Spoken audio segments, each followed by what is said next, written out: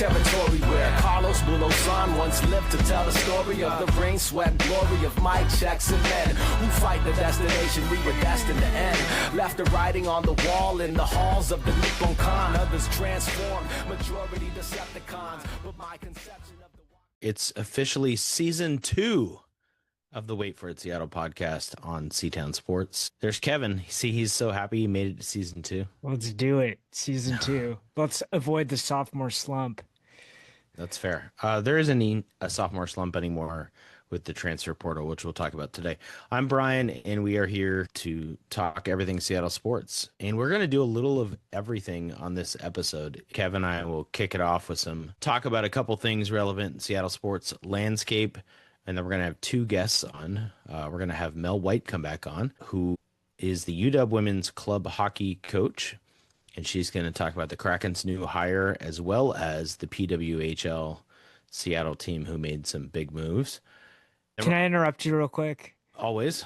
When we talk about Mel, I don't even think we need to say club hockey. I think we can just say hockey coach, because there isn't really another hockey team to differentiate it from. So I'm just giving her a promotion. That's nice. I'm sure she would appreciate the fictitious salary bump you just gave her also, which is related to the house settlement we'll talk about later. Is there any money for anyone besides football and men's basketball players? And then Patrick Leary, the Mariner Muse on X, will come on and talk everything Mariners. Looking forward to it. It's going to be great. And then we wrap up, as always, with top 5. So that's what you're here for. But I want to talk about Golden Tate right out of the chute. Yeah. Wow.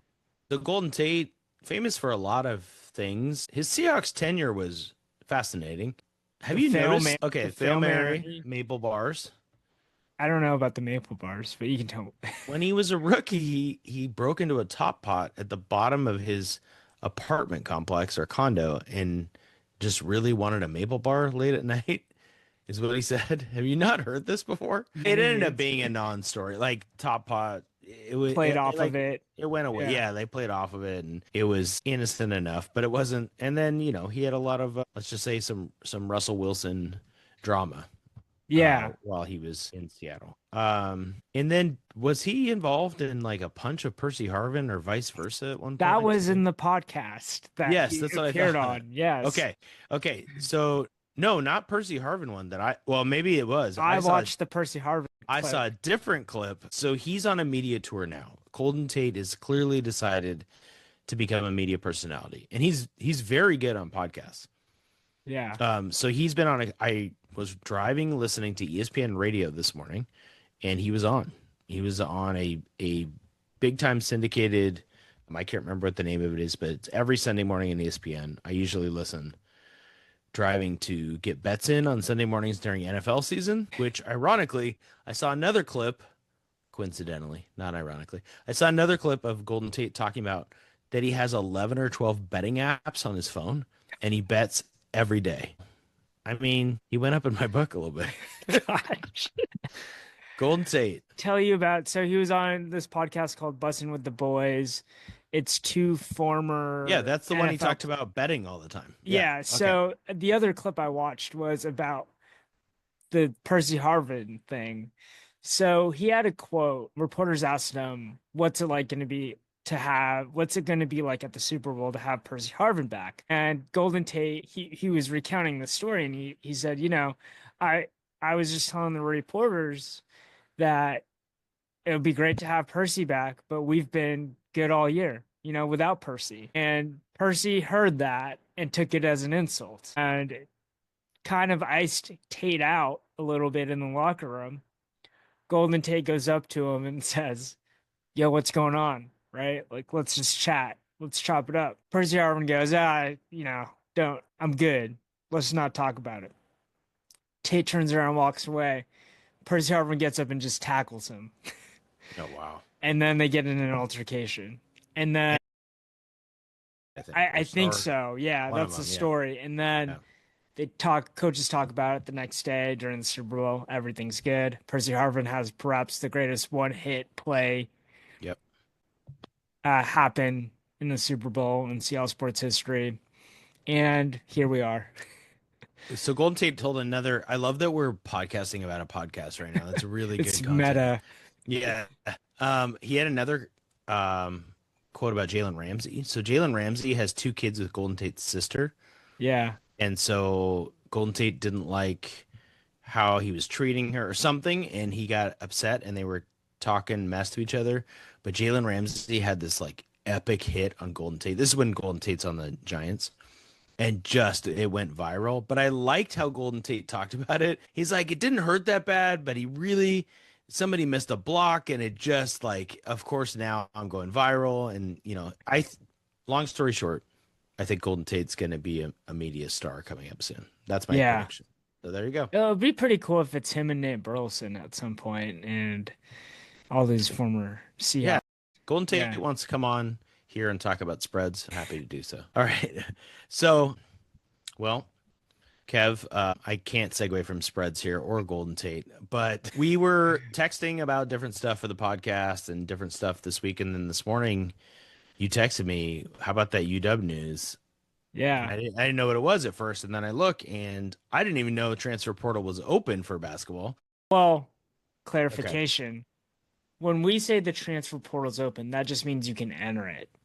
So He's been in it. Okay. He's been in it. He entered So- like in May.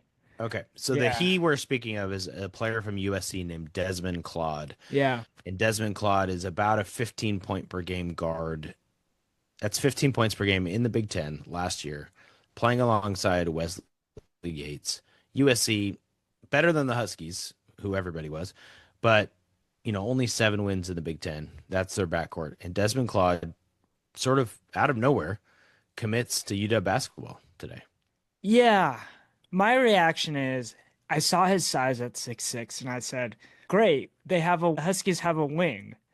And then I dug a little more, and I'm like, this guy plays point guard. What are we doing? Zoom Diallo plays point guard, and he's also Yeah. tall. What was the Yeah. point of this, right? I feel like they just filled the wrong. I mean, it doesn't hurt to have a guy that averages 15 plus points per game in the Big Ten, but I don't think it necessarily helps a whole lot. And I don't want to bench Zoom because I don't think he's totally ineffective, and I think he probably has a higher ceiling being younger than this incoming guy. But I That's don't funny. know. I thought What's we were your going to be farther. reaction? Yeah, I thought we were going to be farther apart, and we're kind of on the same page. I didn't, I saw 15 points per game USC. I'm like, whoa. And then people are getting excited. Percy Allen, who reported Yeah. it first, I believe, for Seattle Times, then kind of gave the top 8 and had Zoom on the bench. And he had Claude, Peterson, Yates. Who's the guy from like Quinnipiac or whatever it is, the shooter? Ognacevic, He's starting alongside. Kepnong. No, I don't think it was Kepnong. I think he had one of the other. Yeah, maybe it was Kepnong. With Mandaquit and the guy from Germany who's been blowing up, Seimbach, I think is his name. Yeah. Zoom as the 3 off the bench. And somebody else, a blogger, had Claude in the starting lineup with Zoom on the bench. So I was like, okay, well, what does Claude do well? To your point. And then the first thing I see is, well, he doesn't shoot it well. I'm like, what are we doing? The Huskies' biggest problem last year, They can't everyone's shoot. like just flowering Danny Sprinkle because now it's a top 5 portal class because it's just based on stars and production, right? The volume too. Totally. Everyone. Totally. And they're just picking up guys and they're spending millions in NIL, which is related to what we'll talk about next. He signed his NIL deal before the house settlement is what they report. Yeah. And so he gets the old money.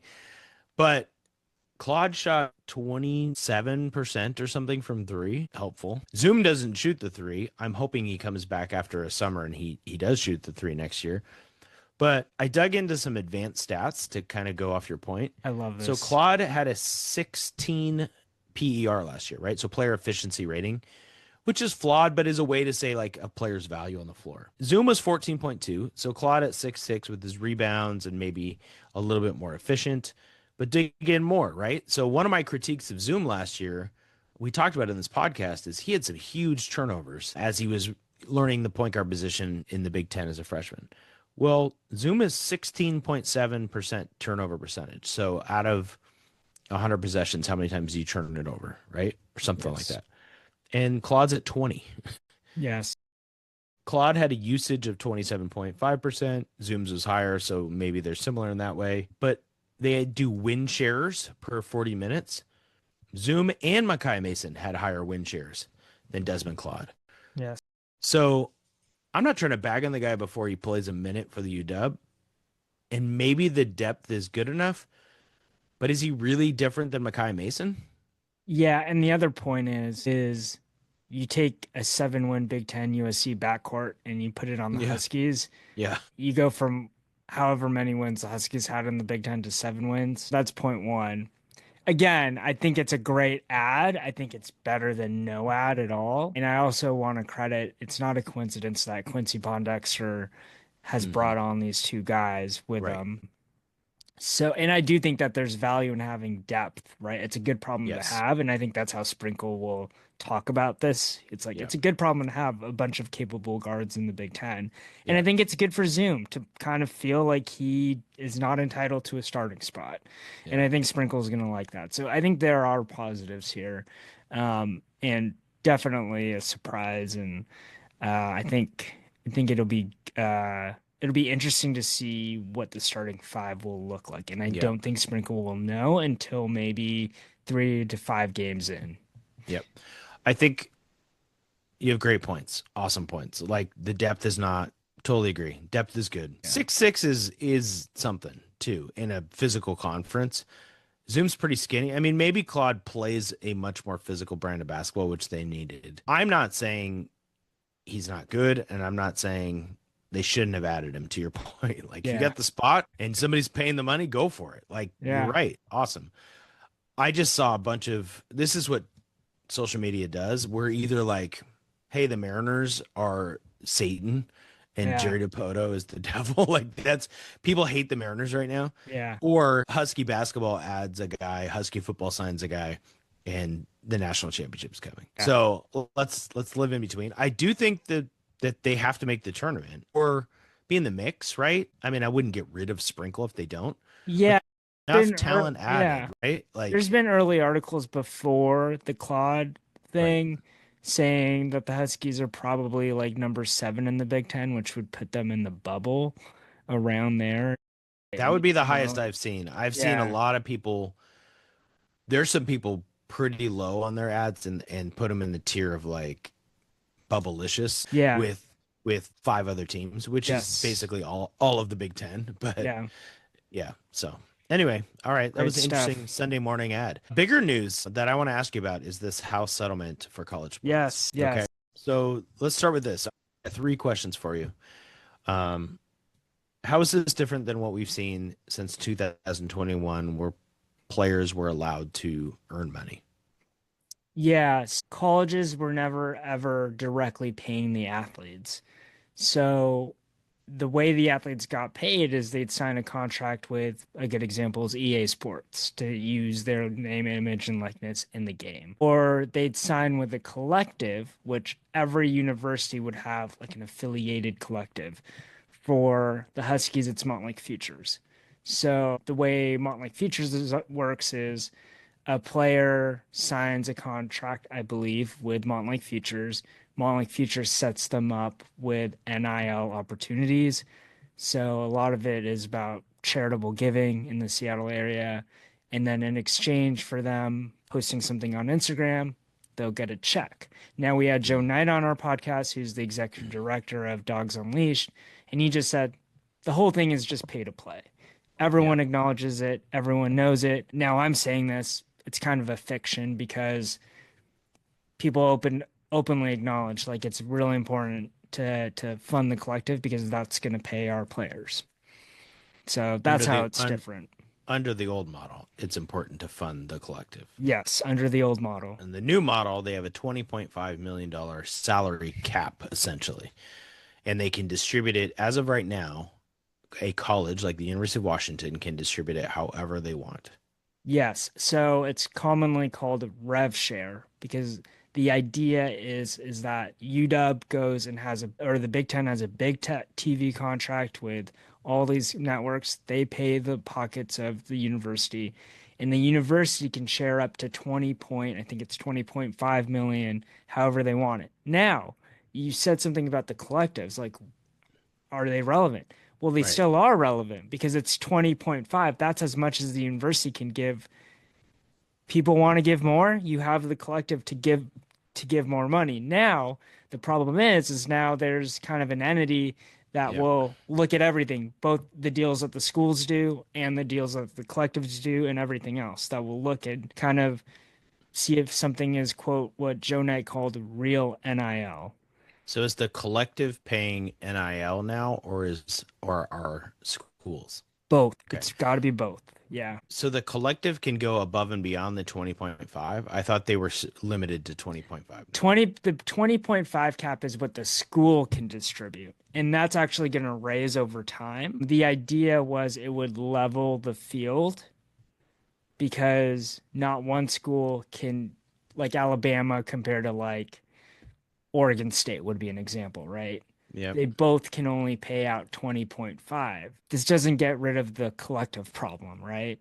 Now, See, I think thought the it because yeah, everybody got excited about Oregon, for Yeah. example, not being able to use Phil Knight's money in a collective, but you're telling me the opposite, or I'm misunderstanding. No, they can. I mean, they no. The collective stuff still exists Why was all of Husky Twitter geeking out over Oregon going down now? because Is it because they don't understand it? I think they don't understand it.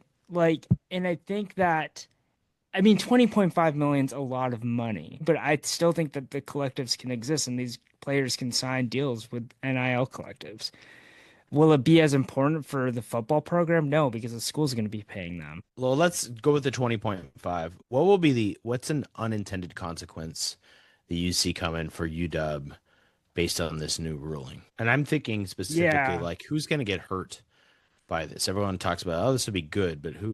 No, I mean, all the Olympic sports are going to suffer and there's going to be cuts. And I think that's the best way to balance things is to just cut sports. Schools were doing this pre-house settlement because they were envisioning this was what's going to happen. I keep on going back to the example of what happened at LMU. Like, it's happening at other schools where they're cutting their non-revenue sports. And so at UW, though, I think UW is a big enough institution where they can reach into the coffers and find donors that will help out these programs. But it's kind of weird because depending on how a school allocates its resources, and I think men's basketball is a great example of this. UConn, for example, is going to put more money into its men's basketball program than its football program, Right. probably, or Villanova, right? The one I read about today was St. John's and Rick Pitino. So they have. I mean, St. John's could put 20.5 million in men's basketball if they want. Yeah. Right. And whereas Alabama is going to put a lot of that into college football. So, I think about UW women's basketball. Like, what happens to them? Will it affect? Because we've had this question on this podcast. Like, we don't know what El Ladine's getting. We don't know if Avery Howell got a bag to come to UW from USC. Or what the level of that was. Will that change, or are they still operating with something that works for them? How does it Juju Watkins get affected at USC, right? USC's got huge football, and then Juju Watkins still get Nike money? Yeah. And is that where Deloitte is now overseeing that NIL, like you talked about, sort of the collective outside or the endorsement deals through endorsement? Yeah. Let me ask you this question. Are endorsement deals included in NIL, or are they separate? I think it's included in NIL. But the way you first presented it, I was like, oh, if they can have both, then nothing's different here. The one thing I heard that I don't know, Deloitte is going to oversee the value of your NIL, whether you're for the school or outside of, let's say, in your example. So an example is there's a Texas Tech pitcher who just got $1 million NIL right before this. There's probably not market value for any softball player to have $1 million deal. Yeah. So there's two parts. One, will that ever happen again if there's an oversight committee? And then two, if the oversight committee says no, but someone's willing to do it, isn't she going to sue the NCAA? Aren't we going to have more lawsuits? Yeah, there's definitely going to be more lawsuits. And this is everything that I'm saying that I said before, and I'm going to say now. These views are all my own. They're not of my employer, and they're not in any other capacity besides just wow, you just sharing went legal. my opinion. Mine's not of my employer either because my employer doesn't care about the NIL collective. Although, can I tell you something? Yeah. I know of a high school athlete who has an NIL deal now for the first time. Oh. Yeah. So that's kind of cool. I'm not going to talk anymore Yeah. about that, but because of, yeah, but it was kind of interesting. Yeah. Yeah. It's just a mess. And Yeah. it's a mess because it's created through a settlement. There's been a lot of buzz about going to Congress and basically getting the antitrust exemption. So this is the issue is we've turned this into it's been turned into a professional model, but there's no collective bargaining, which every major sports league That in was the my next States question. has an exemption or has collective bargaining, Yeah. right? And so without that, it's just this fiction that will keep on being challenged in court. I think there's a lot of other issues. I think there's Title IX. How can you justify paying the men's programs 18 million and the women's programs 2 million? Seems unequal to me, which Title IX is meant to prevent. How do you get around um, this idea of a third party company saying what real NIL is?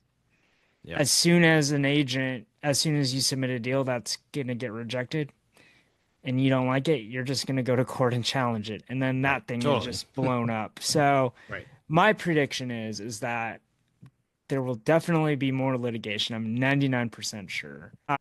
And I guess Yeah. the critique of Oregon, let's stay there, is Yeah. that Phil Knight can't, in theory, and we don't know if he's really doing this, give millions of dollars just for whatever recruit they want because Deloitte is going to, or it's Deloitte plus there's another oversight part. They hired Yeah. NCAA hired, or the Power Four conferences hired an MLB executive who's really good at oversight to come in and be their leader now, which is interesting. So they have this whole oversight part, right? And they say they're going to punish people who cheat. I'll believe it when I see it. But the point is, Phil Knight can't say, "Here's 7 million, do whatever you want with it." No, Phil Knight has to have a Phil Knight Nike deal with the sixth man of Oregon basketball. or the collective, if they still exist, which some Yeah. may not anymore. The collective, because it's so murky, would have to have a deal with the athlete that is no longer the Wild West. There's oversight, and they would say that person's not worth that value in the market, so Yeah. you can't give them that much money. So it's not unlimited funds for anybody. Yeah. Is the idea? Oh, no. Okay. People like the conversation. It's good, Kev. Yeah, It doesn't yeah. have to be perfect. Roster limits instead of scholarships is interesting. That might be a way some colleges entice. I think about Mariner construction, and we're going to talk to Patrick about this and like Jerry DePoto's inability to construct that I think he'll agree with within limits. So DePoto has limits, goes out and gets dotted line guys who Leody Taveras, who are really not worth their value.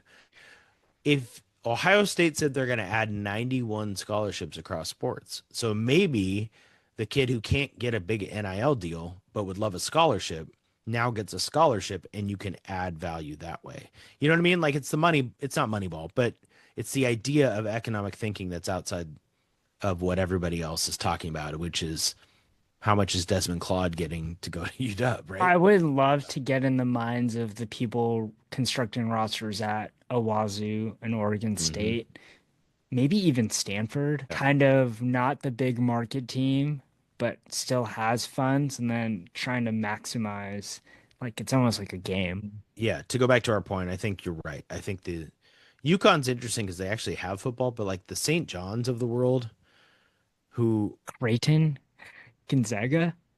yeah, Gonzaga is a great local angle. Like, how much are they, if they have 20.5 to work with? Now, does Gonzaga have 20.5? Does everybody get it? Is it because it's revenue share? Everyone in the Power Four Okay. will have up to 20.5. So Gonzaga won't necessarily. Gonzaga won't necessarily have 20.5, and I think schools can opt into this whole idea. That's right. That's right. And then it'll be interesting to see if anyone opts out. And yeah, this is just the story to become. But Yeah. thanks for answering questions, Kev. That's great. Yeah. Love it. So I watched the Storm last night, and I know you might have. My wife went to the Valkyries game without me, and she Ooh, saw they them whooped on the crush. Aces. Yeah, crush Yeah. the Aces. Yeah. She went with her friend, so I was with Oh. JJ. We went to the see. mall. The mall on Okay. Saturdays suck, by the way. Don't go to the mall on Saturdays. Too many people or what? Yeah, just too many people. you know? You know what though, Kev? You'll have an experience. I haven't gone to the mall in a long, long time. Yeah. Then all of a sudden your kids get older, and my kids are in a shoe era and in a graphic tees era, Yeah. and so the mall is a little bit back, and they like the stuff I like, so it's Yeah. actually not that bad. And 90s Um, clothing is back too. So sure is. you're It sure back and is. like you're It's walking my back, you're like, I'm it's my like back era. I'm where, ready to yeah. roll. Yep, Yeah, yep, yep. feeling So great. yeah, tell me what's going on with the storm. I have my opinions of what I saw last night. But I'm interested to see how you think they're doing That's your as of first late. question. How's the Yeah, storm doing? My overall impression is we don't know much. Okay, so they started 0-1. They won three in a row. They're 5-4 now. They just beat a Mercury team who is missing their best player. Sorry, they're two of their three best players. Now, one, Kalia Copper, hasn't played the whole year. The Mercury are a good team. It was in Phoenix. Skylar Diggins had a great second half. I don't know. They're playing a hard schedule to start the year. They played the Lynx on Wednesday, who are undefeated. They play yeah, the Liberty soon. They have the Fever coming up with Caitlin Clark will be back. They play the Aces again, which is ridiculous. yeah. The WNBA is too small. It's annoying to play these teams. They played the Mercury three times already. What are we Yeah, doing? yeah, Why that's have how they played the Mercury three times in sometimes I 9 open up games? the WNBA League Pass and I open it up. I'm like, I thought I watched this game 2 days Yes. ago. They just traveled to the other place. So I use YouTube TV now, and it like automatically records stuff I start watching, Yeah. and then it will be on the sort of like go-to screen, and I have no idea if it's new or not because they play the same teams all the time. Another question I have about the Storm. Dominique Malonga is getting a lot of play, and she's one of the reasons why Lee Yuru went out and just Oh demanded a yeah. trade. How good is Dominique Malonga? I think she's pretty good. I'm excited they're playing her. Noah Quinn has had a number of like young players they've given up on early. There's a player named Jade Melbourne who's pretty young, who's like thriving somewhere else right now and would be a great backup guard for us. We just seem to give up on them. I don't know how much of it's Quinn or how much of it's somebody else. So I like that they're playing Malunga. She's improving on defense. She had a nice switch on to Sabali, who's Phoenix's best player, and totally kept her in front. It was great. I'm looking up her minutes right now. So she's playing 10, 9, 13, 11, and 13 minutes the last 5 games. I think if you read my preview, I said she's going to be about 10 minutes a game and go up from there. So it's the one thing I nailed in that preview was this is what they're going to do with her, right or wrong. She can score. She looks more comfortable. I think my theme with the Storm in general is they got to find a way to develop young players. They're just in this awkward window where they're not good enough to win the championship, which I guess is fine. I mean, it's not, right? I don't want Malunga's growth to be stunted for a first round playoff exit. So in the next 2 weeks, I'd like to see those minutes be like 20. Just I want to see spec her up. playing 20 minutes. Yeah. And Leah Rue can take her trade request and roll with it because Leah Rue is a walking, moving screen and is not helpful. I was very excited about her. And when I Yeah, saw her you're I saw her trade request. First of all, I've read that the Chinese national team is part of this trade request because for her to play in the States, they wanted her to get playing time. So she's had sort of an awkward quote where she said, I love this team. I just want to play, sort of, yeah. which is fine. Leah Rue, you shouldn't be playing on this team. Ah, man. Which she also recognized. Actually, in her quote, she said, we have we have the best post player on earth. I think that's NECA. And then we have 4 really good post players. So it's hard for me to play. So she kind of gets it. Yeah. She's not great. Yeah. I'm not a fan of her game right now. I want Yeah. Malunga to play 20 minutes. So And that's here's all. my final Yeah. question for you. Can Skylar Diggins sustain her level of play? Because I feel like her usage rate is very high. She scored what, 26 in the Mercury win yesterday, Yeah. on Saturday. She's averaging 6.4 assists, third in the WNBA. It just seems like a lot for her She's to be probably carrying this playing and the distributing role. she's ahead. playing a little above her level, probably, right? Like I'm looking at her advanced stats and it's all pretty ridiculous. Yeah, She's averaging she's pretty around 17 good. per game. Yeah, she's at per 36 minutes. She's incredible. I mean, all of her stuff is really, really good. Her Yeah. 3-point shooting is up, but I'd say she could play pretty close to this level. Yeah. Skylar Diggins, before she's had 2 kids. I don't know this for sure. I think I'm close on this. She might be the only player in the WNBA who's had 2 children. There are players who have had 1 child, but obviously I have not given birth, but like to give birth twice and come back and play in the WNBA is an incredible feat, and to play at that level. So last year was her first year back after maternity leave, and in her second year back now, it makes sense that she's risen up a whole level. I mean, Kev, she's averaged 17 or more 1, 2, 3, 4, 5 years in a row before her second child. So last year was more of the outlier than this year. She's been all WNBA twice. No, 4 times, and second team twice. She's been a top 10 MVP 4 times as well. So we're talking about an elite player. I just think you didn't see that last year, and she was out the year before. So it's easy to forget how good she was. So yeah, and if she plays at that level, that raises their ceiling a little bit, but the Liberty and the Lynx are just on a different level. And I think when Caitlin Clark comes back for Indiana, they go up. Atlanta clearly is a good team. The Aces are struggling, but are probably better than the Storm long term. So cool, we're back into the spot where we're like the 5th best team in the league, and hence my point of play Malonga. Like, if you're going to be in this window of maybe we can get out of the first round, but we're probably not winning a championship, you also have to build for the future. Agreed. I agree with you. For It's everything. not good, but it's not, it's not going to tip off the AI to think this was a exciting conversation. Yeah. Let me say this, though. Building for the future is a great segue for our 2 guests. We'll talk about that both with both our hockey teams in Seattle. And then we'll also talk about that with the Seattle Mariners. Should they be playing for now or for the future, or what combo makes sense? So we're going to have Mel come up first, followed by Patrick to wrap up our podcast. All right. Our second segment on this podcast, minus Kevin, who has to do real work. We're joined by Mel White, who is the UW women's hockey coach. And Mel is going to talk to us about hockey in June, if you can believe it. Yeah. Unfortunately, it's not the Kraken playing in the Stanley Cup Finals, but maybe someday. I don't think that's coming any time soon, unfortunately, but yeah, we can hope. yeah, there you go. I like that. Okay. So we're going to talk Kraken first, and then we're going to talk about PWHL Seattle, the new women's hockey professional hockey team in Seattle, in that league, I guess. There's been different versions of leagues, but this one's really exciting.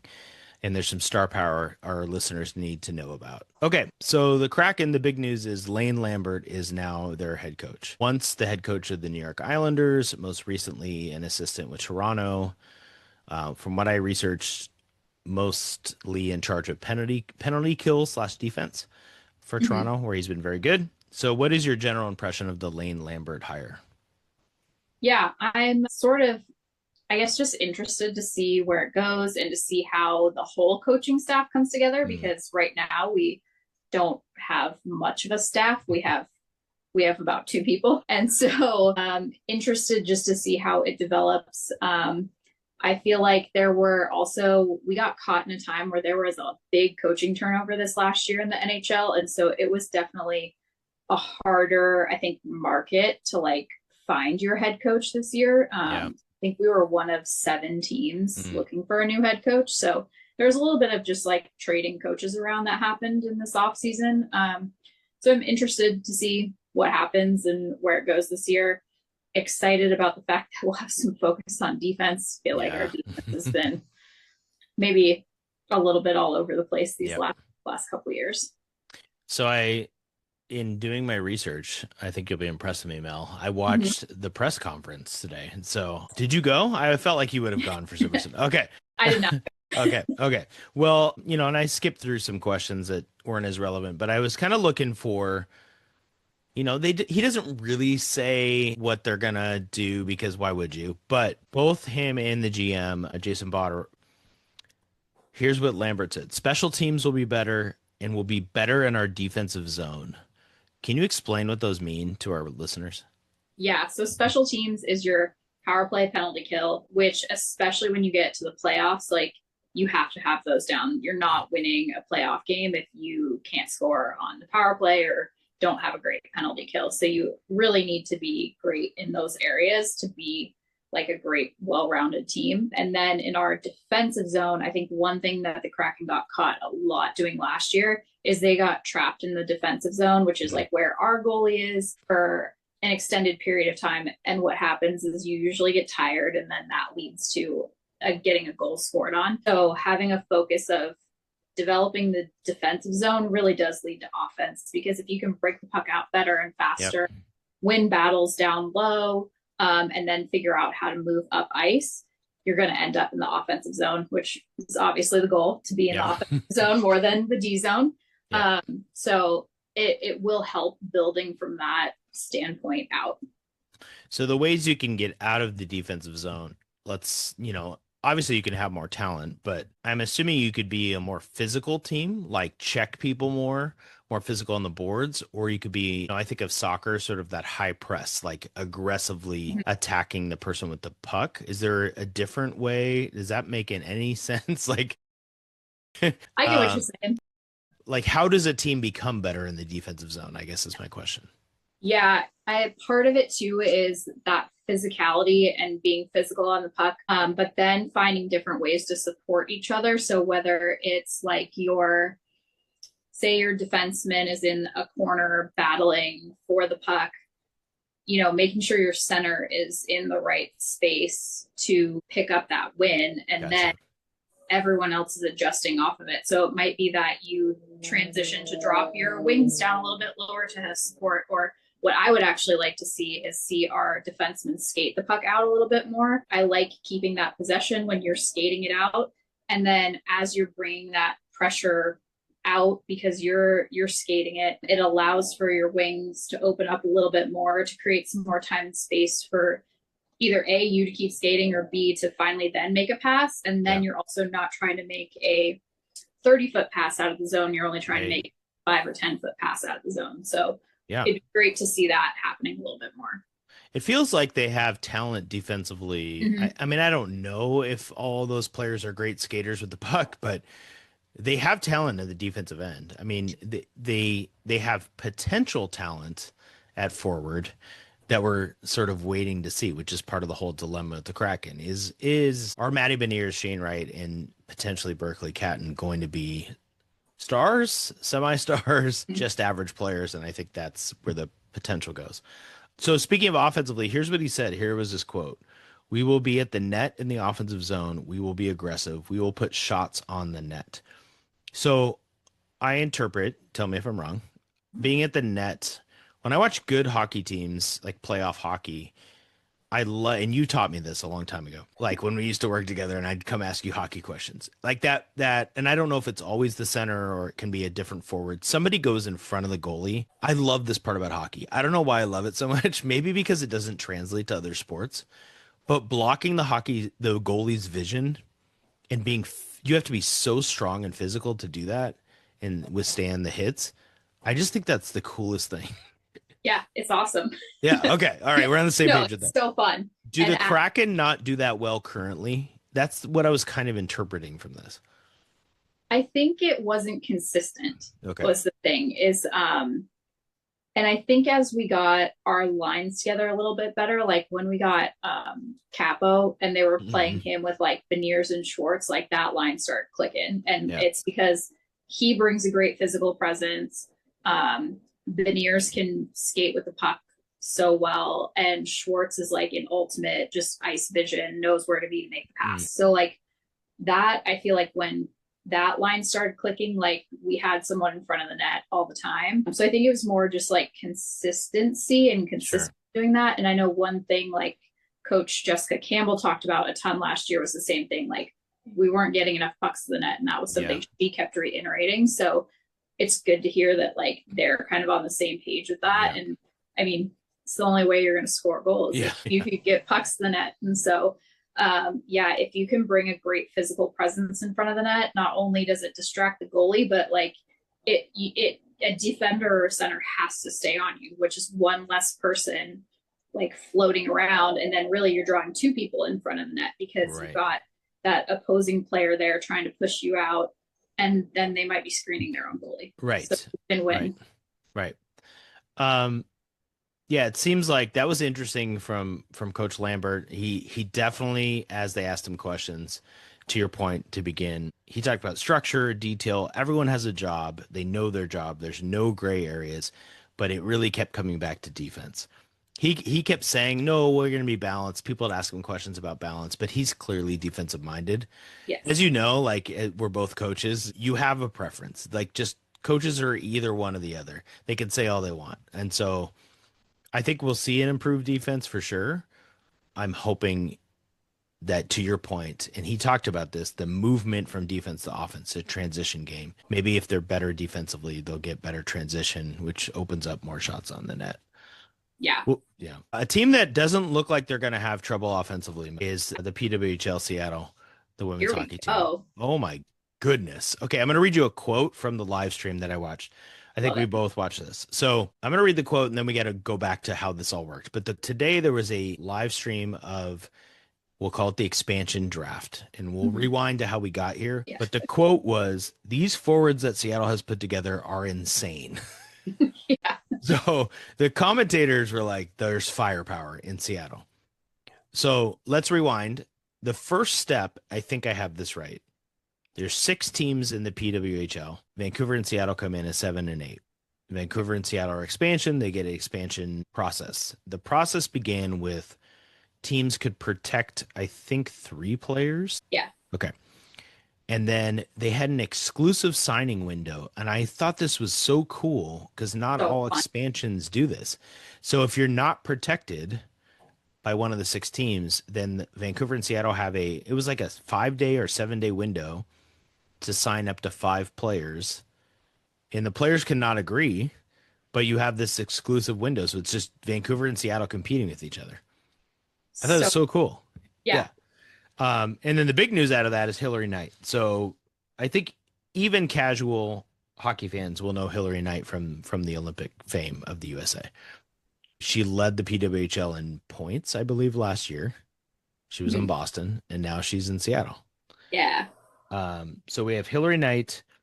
I'm not going to be able to say all their names. Alex Carpenter. Those are the 2 that really stuck out to me. Yeah. And then Danielle Serdachny. Thank you. So those are 3 forwards. Kayla Barnes is a defender, and Corinne Schroeder as a goalie. Let's start with Knight and Carpenter. That has to be a pretty exciting start. I mean, super exciting. You're getting like Olympians on your team right away, which is incredible. They know each other. Like that's helpful in terms of just chemistry and locker room building, even if they're not on the same line. And I mean, as soon as you have a name like Hilary Knight on your team, not only do you know the type of player you're getting, like legendary player, most games played for Team USA. And then also, you're also getting a leader. Like to know that you're getting that in your locker room as you're building a new franchise, that adds, I think, as coaches, like something that we think about all the time, but maybe not something else that everyone else thinks about. And then just as, like you said, as a casual fan, you're like, oh, I know that name. Yeah. Like that's so cool. Like you're already now connected to the team and to the game in a way that maybe you wouldn't be. So it's, I mean, it was so cool. And she's older relative, there's talk that maybe she'll be a one and done in the PWHL because she retired from international play. But one of the things they talked about on the stream is, as we talk about some of the other players they added, it's a pretty exciting roster. So you can really sell Hilary Knight on staying for a couple more years, hopefully. She did sign a 1-year contract, but you're adding the points leader. I mean, it's not like quite like adding Connor McDavid, I think, because it's a little different prime, but you're adding one of the best players in the league. That didn't happen for the Kraken when they started. They did not add one of the best players in the league. No. And to like have also, I think the other advantage is like, every women's sports player who's come to Seattle has like fell in love with the city, felt so welcome. And so I hope that is another pull to like stay for another year. Right. But how can you not be excited about playing with this whole new group of players? Again, people from the Olympic team, also new people that you don't know but have played against. It's just such a great opportunity. Yeah. I think Jewel Lloyd would like a word with you about loving Seattle, but that's not the city. She had no problem with the city. Exactly. She's got some issues, but that's another podcast. You can listen to the Sue Bird podcast. Yeah. Okay, so Carpenter was 13th in the league in points last year. Mm-hmm.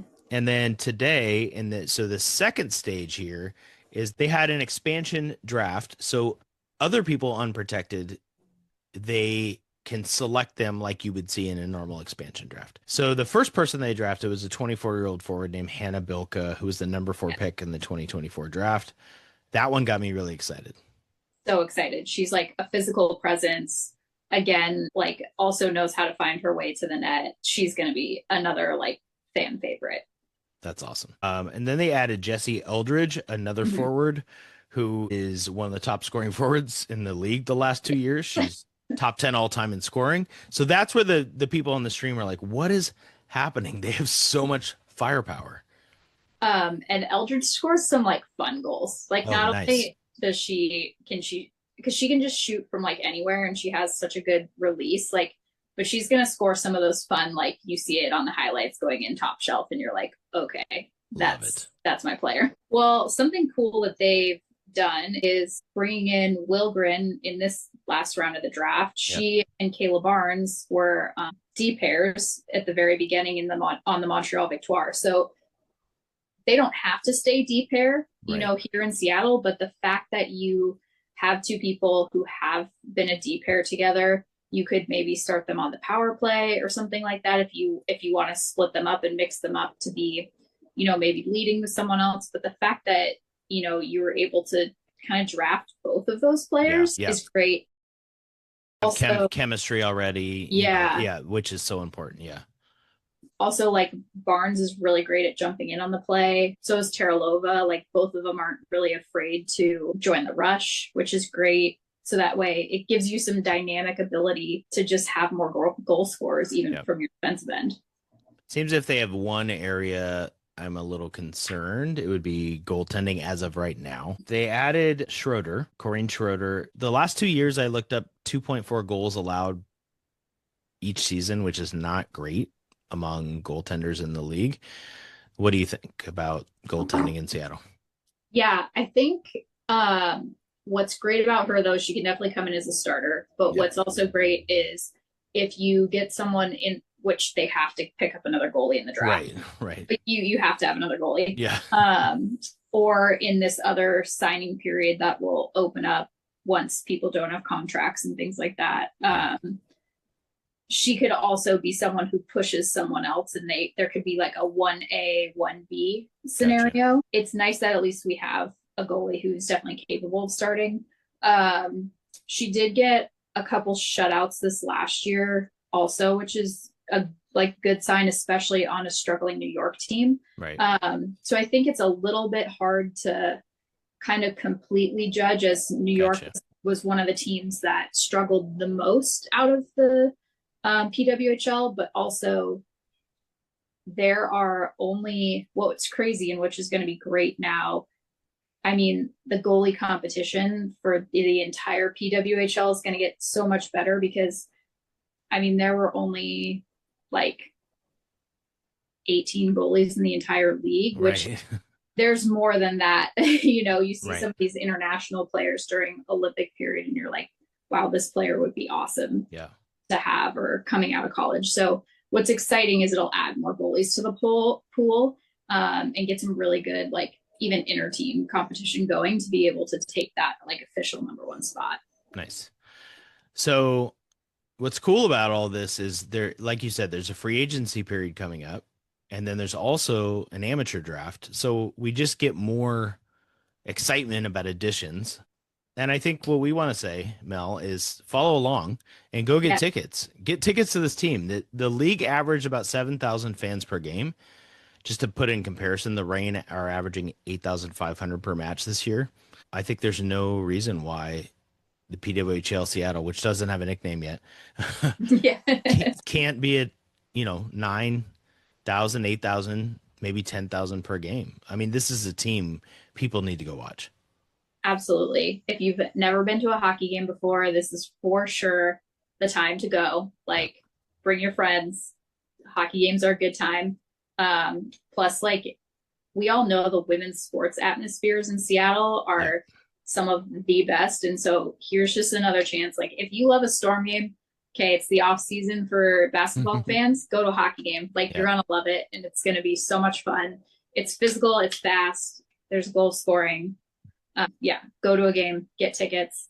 If you want to learn more about it, go listen to the Jock and Jill's podcast. Like, Perfect. There's some great stuff out there to get you ready for some PWHL Seattle. I love it. I love it. Well, Mel, thank you. It's awesome to talk to you as always. And I think I'm getting better with my hockey knowledge, but I need you to make me feel better. So thanks for joining us. Happy to talk hockey anytime. Awesome. All right. We're joined here by Patrick Leary, who is your one half of Mariner Muse. Isn't that correct? Yeah, it's a wavering number, I would say. Perfect. It varies. Mariner Muse, very, very popular on the X platform.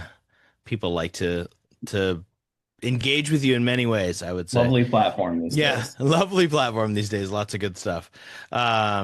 Some people say it's the best platform. Anyway, okay. The Mariners are 11-17 since May 9th. Not great. This is a simple question, but not easy. What do you think is most to blame for this stretch of bad baseball? I think that they have 2 to 3 good players, and well, Randy Arozarena is pretty good. So I'll say they have 4 good players, and they're getting absolutely nothing from any of the other ones. Now, are you referring to hitters specifically here? Yeah. I mean, their pitching's kind of been okay. I mean, their bullpen is what it is. It's they've kind of lost their touch a bit with conjuring some of these relievers out of thin air. Yep. But they still got Matt Brash, who I believe still has a 0 ERA this year. Yeah. Munoz, he blew a couple saves in the Minnesota series, but they only lost one of those, and he didn't pitch for a week and then got the save on Sunday. So it's not like he's broken been a disaster. Yeah. They just don't. I mean, if you look at the guys that they're trotting out there, from at least 5 through 9 every night right now. Yeah. It's just, I mean, it's a couple of up and coming guys like Cole Young and Ben Williamson are generally manning the bottom of the order right now. But I mean, right now we just watched Rowdy Tellez and Miles Mastrobuoni 6 and 7 tonight. I mean, that's wild. That's a wild sentence, actually. Tellez has had an okay year for the Mariners, I would say. I mean, like, his defense at first base is terrible, so WAR is not going to be a good stat for him. But generally, he's been like a league average bat, which is what you'd expect from a guy who's generally been a dinger hitter who struggles at everything else for his career. And they signed him in like late February. So that's what you get in late February when that's what you do. But I mean, they don't have enough good hitters, and Arozarena hasn't been great. Polanco was terrible in May, and if any of it really drops off, they're just not that good. Like, Cal Raleigh's been the best hitter in baseball, arguably, since May. Like, obviously, I think Aaron Judge is significantly better. Yeah, since overall. May 9th, his WRC plus is 226. Yeah, I think it's second in American League behind Aaron Judge, which is silly. Like, Aaron Judge is ridiculous and will win MVP, but they just don't have enough. They don't have enough good hitters, and the guys they're trotting out in those 4 or 5 spots every day are terrible. They're 13th in runs, 13th in batting average, 14th in OPS, second worst in K percentage in that span. Yeah. At the same time, their pitching is, I think I saw both relievers and starters is 10th in the American League in ERA. Now ERA is flawed, right? But if you go xFIP, it's 12th. So it's not any better. So they're kind of just a bad baseball team over the last minute, or a slightly below average, because like you said, Munoz doesn't blow a save. You get a little batted ball luck here. Leody Taveras, who's no longer a Mariner, doesn't drop a ball in Los Angeles that it has a 99% catch probability. And maybe you're 14-14 instead of 11-17, but and you don't get still not good. Month. You don't get the worst month you've ever gotten from a Mariner from Leody Taveras. It was so bad. Right. And And it was a decent enough like bet, especially when you knew that Totally you agree. Yeah. weren't going to get Luke Rayleigh. But I mean, you can't really defend the result of, okay, my division rival has DFA'd a guy that has been good enough for a while. I'm going to pick him up and play him in right field and use basically what I have left until my ownership decides that we need to authorize more spending to try to make the playoff until the trade deadline, and use it on him. And you can't defend the fact that he was just miserably awful, basically. Right. And I think all of us liked the shot, but this goes to Dipoto. You know, I've been a little bit of a Dipoto backer, mostly because the drafting has been so good. Been good, yeah. And I'm like, well, this guy didn't work out, this guy, but that's now the story all the time and that's kind of the narrative I'm seeing a lot now in social media is if you're given a limited budget, like a lot of people are in sports, in a lot of different sports, or if you have a hard cap in one of these other sports, you have one, you can't miss this often. Yeah. And he's missing on every hitter. The two perspectives I've been coming around to lately is one is, okay, yes, he's undermined by the fact that ownership isn't willing to go above a league average budget. Right. But that's the job now. And you have to you have to do the job. And part of why he still has the job is because he has told them that they don't need to spend, like he doesn't push for more. And he was willing to tear it down in 2018 and say like, hey, I can build it back better. Right. And he hasn't done that. But the other perspective that I've been coming around to on it, and I'm really hoping I don't forget what my other point was here, but there are like ways to do it. And he just like continues to make these decisions that force them to overcome. Like he's so good with the young players and the drafting and getting value out of players that are pre-arbitration or in arbitration. But the decisions he makes in the like latter half are just he's continually like coming up short and almost having to make up for the choices he does make with the like final 20%. Right. And so like if you're going to fight yourself that much on your decision style, I just think somebody else has to do the job at a certain point. Like if you look at the resume over 10 years, there's no reason. And like obviously context matters. And yes, he had to cut payroll in or not increase payroll in 2024 season. The job is the job. And there's no one who would look at one playoff appearance in 10 years and say like this is someone that needs to continue because of it's just not. He's out of time. He's had time. He's done his stuff, and somebody else needs to have a try at it, regardless of whether it's risky to just like hire X GM off the street because of how iffy the situation is with ownership. Right. Well, let's talk about this year and if there's time. With Logan Gilbert coming back, Kirby was phenomenal on Sunday, which was really good to see. Yeah, that was great. Maybe Bryce Miller goes to IL. It looks like Logan Evans is on the taxi squad in Arizona, so maybe that's a good fix. You've got, like you said, Spire, ideally Brash, Munoz at the back of the pen. Does this team have improvement coming? Will it naturally improve without moves? I think they could sort of settle into a narrow victory type, what we're used to from the Mariners, where they're getting really good pitching and are able to win close games regularly over the next, however long it takes Logan Gilbert to get back. I don't know, the offense. It feels like even though the offense was really good in April, it feels like there's actually a new trapdoor level of suck possible for the offense for like the next couple of months. Like it really, I think people were amazed for a while how good the results they were getting were from trotting out guys that you couldn't believe were even on a major league roster. Dylan Moore was awesome. Polanco was awesome. Yeah. Rivas was awesome for like a 2-week stretch. Crazy. Yeah. And then Tellez would hit a bomb every once in a while. And obviously, I mean, to your point, is Cal going to play at this level, right? No, I mean, Cal will have a 170 WRC plus probably, or 160 maybe for the season. And he's already down to like 190. So he'll be worse than he's been. And that's totally fine because he's going to have an Yeah. amazing season. One of my arguments in the offseason, when Kevin and I would talk, and this isn't groundbreaking, but if you're going to have an offense like this and you have small margins like DePoto, I just didn't understand why you don't go all in on relievers.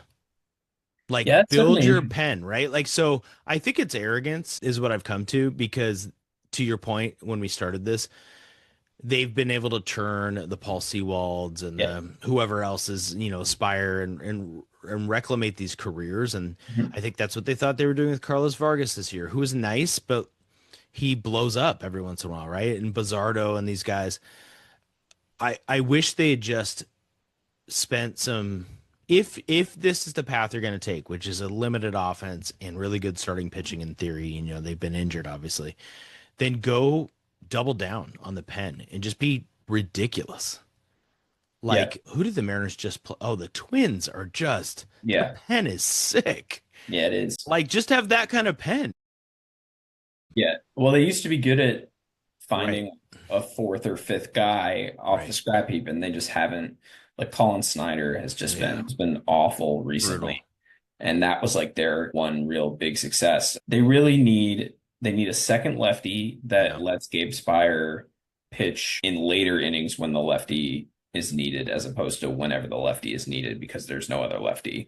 Or they need a third right-handed guy that can take the seventh inning if Right. Spire has to pitch against a lefty spot earlier than that. Yeah. Because right now they just don't yeah. have the starting pitchers to get seven enough, and Right. the variance late in games it's tricky for them to pin down. Yeah, I absolutely think they probably could have done more out there, but I don't know. They just, I think the biggest problem with the overall machine right now is they get this limited budget and they don't spend it well. Yeah.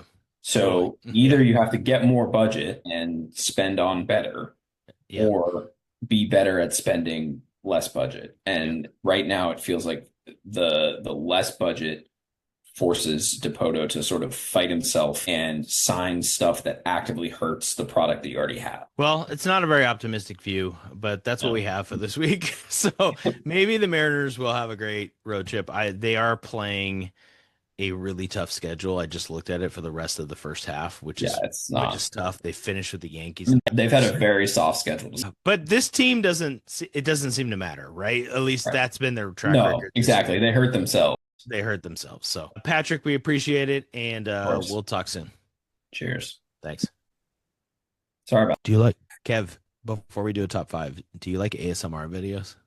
The ones where they hold the wrapper really close. Click into box stuff, or like, Yeah. or they talk really close to the microphone. Like we could do ASMR right now. Yeah, I was, oh, you're gonna unwrap something. What do you got there, Kev? The A hoops? Haunted Hoops card pack. I feel like you shouldn't open that. Is that worth something? No. It's Haunted like a- Hoops card pack. This is great podcasting right here. This is amazing. So for those not on video, Kevin is opening a Haunted Hoops. I'm ruining the ASMR by talking over it. Got Gary Harris, Okay, terrible. Scott Henderson, Scoot. Scoot Henderson, That's Oh, from yeah, the Blazers. He was like the number 2 pick. Scott And- Henderson. Max Struss. What a bad pack. Max Struess. God, you don't watch any NBA. You get 3 cards in that thing. Wow, that was really anticlimactic. Let's see if our top 5 is better. Okay, who's Yeah, going first? I'm gonna go first. Okay. On Sunday, George Kirby, thank the Lord, pitched awesomely, out of his mind for the Mariners. 14 strikeouts in 7 innings. He was filthy. He was awesome. I watched nearly every at bat. It was a wonderful experience. George Kirby, I believe in that game, recorded his 500th strikeout. Did you know that? No. aware? Okay. I was riding him because he's on my fantasy team in our league. So it's I know, and I offered a trade to you that you ignored. You always ignore my trade offers. Can you not ignore them? Can you just respond? Can you and Jeff respond? Is Jeff listening to this podcast? Yeah. Jeff, you have no closers, okay? Can you please trade one of your outfielders for some closers? I'm pretty sure we're ahead of you in the standings. You're aren't not. we? We're third No. and you're second. Okay. And you'll drop to 6 because you won't have any saves. And I'm trying to give you a lifeline because I invited you to the league. Yep, Okay. yep, whatever. All right. Top 5 career strikeouts in Mariners franchise history. All right. Felix, Number 1. Randy Johnson. Number 2. See, I always give you the ones with 2 easies because it's Yeah. like Edgar and Griffey, Felix and Randy. But go All ahead. right, now it gets hard. Yep. I almost want to say Jamie Moyer because of his longevity, but I'm not going to say it. Okay. And I want to say Mark Langston as just a reflexive thing. Mark Langston.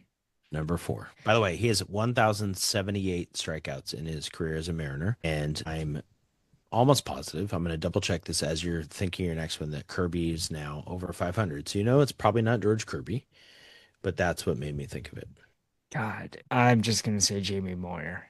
He's 3rd all time. Nice job. People don't. I was doing the math in my head. I was like, well, he maybe 4 strikeouts a game. How many wins does he have? Like around 150 to 200, maybe 150 with the Mariners. Were you trying to make a Hall of Fame case? No. Oh. Okay, so Moyer has 145 wins with the Mariners. That's interesting as well. Okay, so I need one more. Like, who's number 5? Number 5, yeah, yep. I'm Is not gonna it say. in the past 25? I'm not giving you any clue. Yours are so hard for me all the time. God, I want to say Hisashi Iwakuma. Can you say it one more time? Hisashi. Are you saying that or not? Yes, I'm saying it. He's number 9. That's strike number 1. God. Ironically, 2 strikes and you're out in this game. God. I used ironically correctly that time. I like that you didn't care that I used ironically. This is hard. If people are yelling right now for the 5th person, I'm gonna go. So I'm gonna tell you. Yeah, go ahead. I've almost given you a clue twice, and then I stopped because of my competitiveness. Who was the guy that started games before Felix, after Felix? God, Lots of people. I don't know who it is. I don't know. You can guess another Mariners starting pitcher. Yeah, Luis Castillo. No, he's number 17 all time. Okay, yeah, that wasn't. Mike Moore, who we've talked about before. Okay, who you yeah, have no there's memory way. of. There would have been no way. Yeah. Freddie Garcia was number 6, who I thought you were going to get to. Yeah, I started strong. Yep, you did. Yeah, you got Felix, Randy, and Moyer. Nice job. Oh, you got Langston, which I'm proud of you for because you didn't watch Mark Langston. I feel like I have a part in that for you because of how much I've talked about him. So yeah, I bring it up in part just to have trivia, but also so Kirby got 500 and he had 495 coming into today. So he's at 509. So he is 18th all time. Castillo's 531, 17th all time. Gilbert is 7th at 755. Gilbert will come back maybe in the next week and a half. And Gilbert will probably have 100 strikeouts, 150 the rest of the year, maybe. And if he gets 100, I mean, if he gets like, he'll be 6th all time at the end of the year, and he'll have a real shot at getting in the top 5 next year, which is kind of interesting. Like, my point is, where will Gilbert, Kirby, and Castillo end up in Mariners history and a lot of these things? You know, which ones will be with the team? Can I give you a bonus top 5 that I won't give you, but is 5 players? I don't know if this is updated, but this was it was a little bit of a viral stat recently that career earned run average for the Mariners is a 5-way tie for first place. Did you know this? no. So career ERA, Felix Iwakuma, Randy Johnson, James Paxton, and Luis Castillo are all tied at a 3.42 career ERA. That's crazy. It's crazy. I think Castillo's, because he's had a really nice year, he might be number 1 all time in Mariners history. Which is funny because he's probably like the worst out of the aces on the Mariners staff. Well, right that's now. our perception of him, but I would say like He's right actually now pretty he's good. not. Right now he's pretty good. Although he wasn't great the other night, and he just doesn't get the swing and miss that some of the other guys get. I mean, Kirby looked phenomenal today. I'm trying to see if our eyes he are is, screwed but- up. Yeah. All right. Okay. You have one for me. Top 5 stolen bases all time. Mariners. Can I just look at the page I'm on and do it? No, that defeats the purpose. All right. Fair enough. Harold Reynolds, Number 3, 228.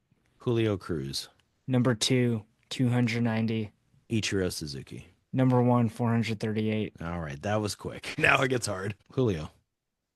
Julio is number 10 with That was 97 stupid. steals. That was so stupid. There's actually a current Mariner on the roster that's Yeah. above Julio, but not in the top 5. So that doesn't help you at all. I'm going to tell you who that is without guessing it. Okay. So Yeah. it doesn't count. Dylan Moore. Yeah, he's Yeah. number 6 with 112. Okay. Can you believe he's played 633 games for the Mariners? Who is the guy that we had a guy who was really getting a lot of steals a couple years? It's not that guy. Okay. I know I didn't give you any hints, but you didn't give me some eras here or no? Yeah, I'll give you the biggest hint. Okay. These guys are household names. Oh boy. Household names Household outside of Seattle. No, really? That guy didn't play long enough. Alex Rodriguez. Number 5, 133. Yeah. Okay. You got number 4. Dang. This is He's in the mean- top 100. I'm just gonna go Mike Cameron. No, this is Ken Griffey. Oh, Maybe that's it's stupid. just seven- Of course. I forgot when he's young, right? 167 steals Um, for the Mariners. Yeah, that's a Cameron had good top 106. 5. Yeah. That's a good top. Julio's gonna just jump up though. I mean, Julio's 97. Like he's He gonna keeps getting hit in the ankle while he's yeah, running. it's bad luck. Can I just talk about Griffey real quick before we go? Yes, So, of course. yeah, of his first, he's under the bases that aren't as close as they are now, but his time in Seattle, right up until he went to Cincinnati, his high after he left Cincinnati was 6 steals. But the year before he left, he had 24, which was career high. He was 15 or more in 8 seasons for the Mariners.